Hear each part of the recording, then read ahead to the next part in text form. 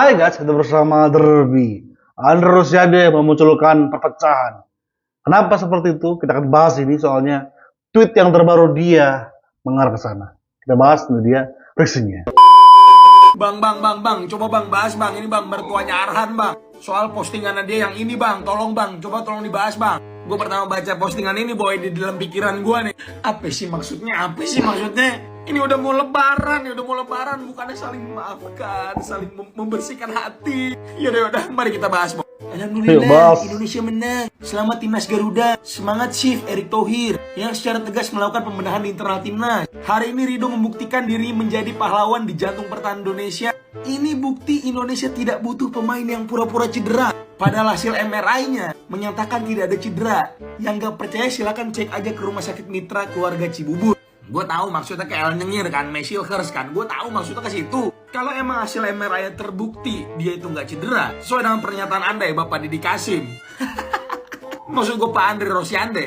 Buktiin aja ke publik, buktiin. Kasih unjuk itu ke media. Yes. Ini loh buktinya loh kalau misalnya El Nyengir tuh pura-pura cedera.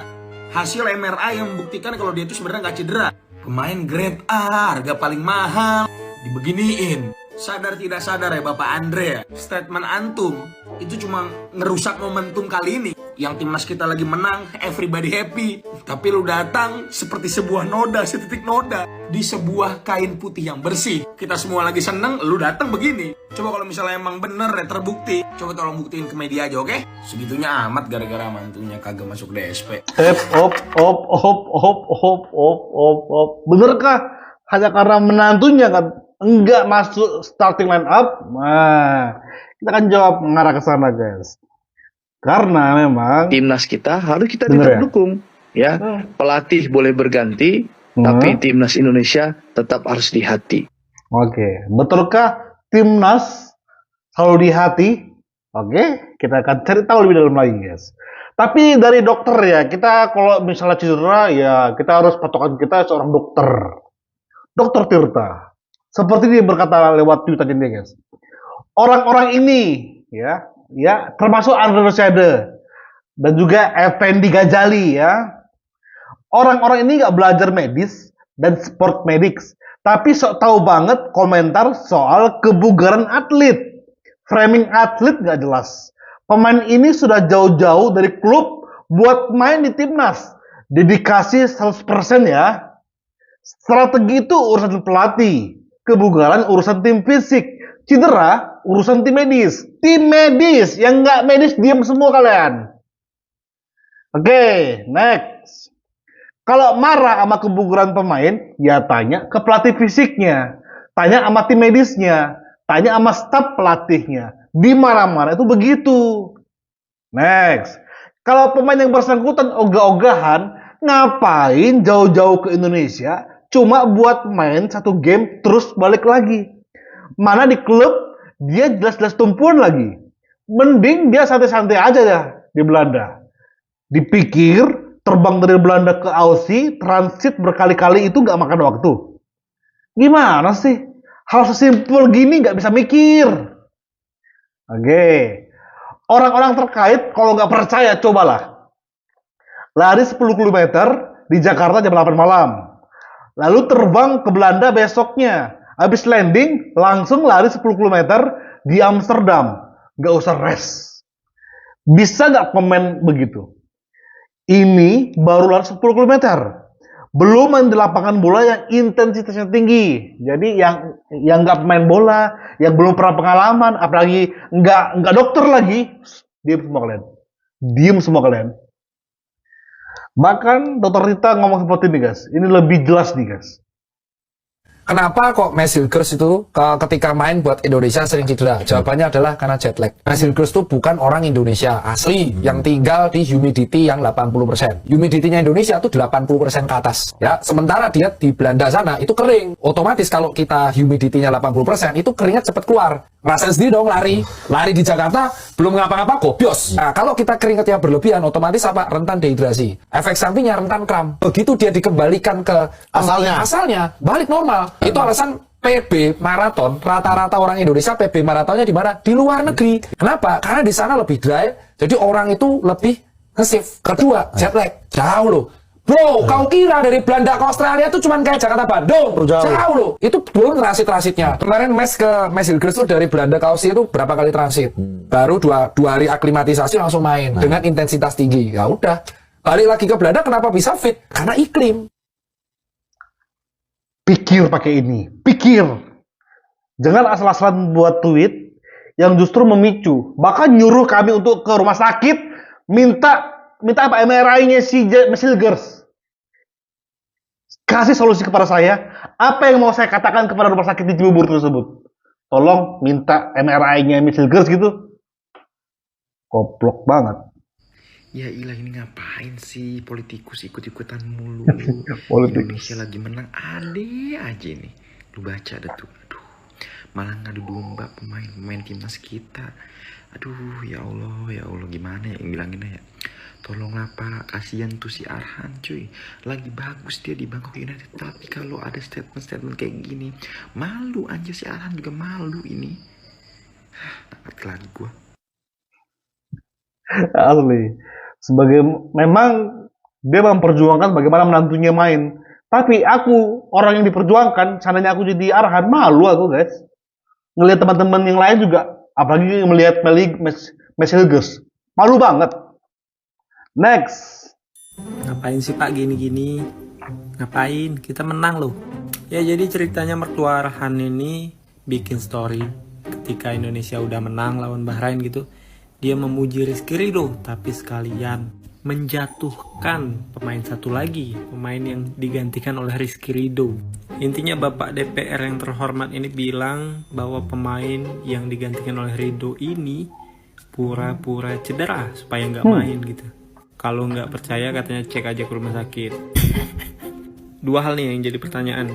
Pertama, kita ke rumah sakit rame-rame buat nanyain hasil MRI itu apakah bakal dikasih? Yang kedua ya, apakah semudah itu bagi pihak rumah sakit membocorkan hasil MRI seseorang? Kan kocak. So menurut kalian apa sebenarnya maksud dan tujuan dari bapak yang terhormat satu ini bikin story di Instagram yang memecah? Tulis. Oke, memecah. Mantap tuh, memecah. Next. Astagfirullah, ini Indonesia baru aja menang, ada aja orang modelan kayak gini. Sekelas anggota dewan, provokator. Udahlah Pak Andre, urus politik aja, gak usah urus bola. Kalau gak ngerti, nih saya kasih tahu ya, si Mes itu masa pemulihan, dia tuh kemarin cedera lagi, gak 100% fit. Di Eropa ataupun dimanapun, kalau pemain gak 100% fit, dia gak akan dimainin. Meskipun itu pemain udah tercantum dalam 11 pemain yang akan main, terus pas pemanasan dia keseleo, cedera, gak 100% dicoret, diganti. Nah si Mes kayak gitu, bekas cederanya kerasa lagi, gak 100%, gak parah juga cederanya. Di Indonesia juga gak akan dimainin ya, makanya ditarik lagi ke FC20, pemulihan lagi di sana.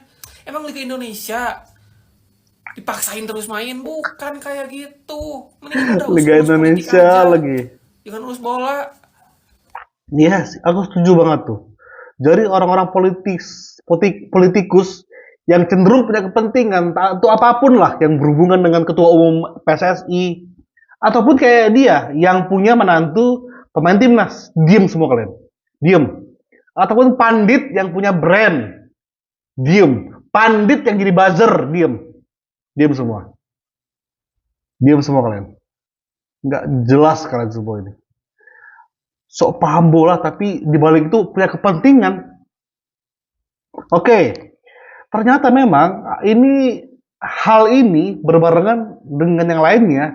Ini kayak ada gerakan untuk menjolimi Erick Thohir. Pasti kalian sudah tahu dan sudah melihat postingan ini. Oke. Gue tidak mau bahas terkait dengan postingan ini, karena ini terlalu nggak perlu dibahas lah. Tapi gue mau bahas gambaran besar. Gue melihat lebih besar dibandingkan hanya sekedar membahas per case ya, per pendapat. Mungkin ini akan sedikit kontroversial, tapi gue harapkan kalian mendengarkan dan merenungkan dengan baik apa yang gue sampaikan ini. Ini bukan bersifat untuk menuduh dan memfitnah, tapi ini yang gue lihat dan gue rasakan. Bahwa mungkin gue sebutnya ada pihak gelap. Ada pihak gelap yang memang tujuannya untuk menjatuhkan Pak Erick Thohir dari ketua PSSI. Oh. Kalian terserah mau bilang gue baca Oh. Pak Erick Thohir, terserah. Tapi jujur, gue merasakan hal itu. Dari pertama kali Pak Erick Thohir menjadi ketua PSSI, terlihat ada aja pihak-pihak yang mencoba mengganggu apa yang dikerjakan. Mulai dari protes soal naturalisasi, bagaimana ada isu-isu tertentu terkait dengan pelatih yang lama, lalu juga isu-isu tertentu tentang liga. Itu selalu ada pihak yang membahas atau mengangkat isu itu di tengah-tengah kita ini harus bersatu untuk membela timnas, atau di tengah-tengah timnas itu sedang main. Pasti ada aja pihak tertentu yang gue sebut dengan pihak gelap. Dan pihak gelap ini tidak independen. Dia itu digerakkan oleh salah satu, ya adalah pihak tertentu yang tujuannya jelas untuk menghancurkan dan mengkudeta, ibaratnya mengkudeta Pak Erick Thohir. Karena Pak Erick Thohir ini ibaratnya direktur dalam sebuah perusahaan, dia ini melakukan pekerjaan dengan baik. Apa gebrakan-gebrakannya semua baik. Dan untuk menjatuhkan dia tidak bisa straight. Karena ya nggak ada dasarnya. Ujung-ujungnya yang digunakan oleh pihak gelap ini adalah kekuatan massa, emosi dari masyarakat atau pihak yang banyak. Dan cobalah digiring mulai dari isu pemecatan dan sebagainya sampai sekarang kemarin isu Mesilas dan sebagainya. Ini tujuannya untuk membuat situasional timnas, iklim sepak bola kita ini jadi nggak baik. Dan mereka hampir berhasil melakukan itu. Mereka hampir berhasil. Kalau saja Indonesia tidak menang kemarin, Pak Erick Thohir yang akan disorot. Kemarin aja lawan Australia kalah, itu Pak Erick Thohir itu dihajar Pak Erick Thohir doang masalahnya. Nah, apa pendapat kalian guys? Saya pribadi ini ya, saya punya sikap seperti ini ya. Seandainya STY masih di timnas dan Indonesia masuk Piala Dunia, tahu siapa yang paling saya anggap pahlawan? Bukan STY, Erick Thohir. Yes, Erick Thohir. Tapi kayaknya Erick Thohir udah sepertinya dia kalah sama para mafia. Para mafia itu pengennya STY itu out. Sudah jelas. Nggak bisa dititipi pemain, brand nggak bisa masuk. Itu udah jelas. Tapi saya kesel sama Erick Thohir, dia kalah sama tuntutan dari mafia-mafia, ya. Sebut aja lah yang di beberapa pihak yang ada di PSSI. Saya di situ saya kritiknya. Makanya pas lawan Australia saya kasih dia kartu kuning. Tapi apakah kalaupun kalah lawan kemarin, apakah aku akan ngasih kartu merahku? Saya katakan enggak. Saya mengkritik habis-habisan, tapi saya tetap meminta Erick Thohir tetap berada di PSSI. Karena saya tahu cuma dia yang bisa membenahi dengan sistem yang transparansi seperti ini, cuma Erick Thohir yang bisa. Tapi ada yang nggak senang. Yes, mafia-mafia bola yang mereka itu nunggu momentum bagaimana Erick Thohir blunder untuk pemecatan. Betul kata dia. Erick Thohir nggak bisa dipecat karena lagi bagus cara dia menangani timnas.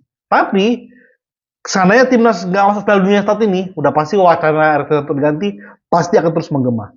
Dan aku juga orang akan mengkritik dia, tapi nggak menginginkan dia dipecat. Nah, itu dua hal berbeda.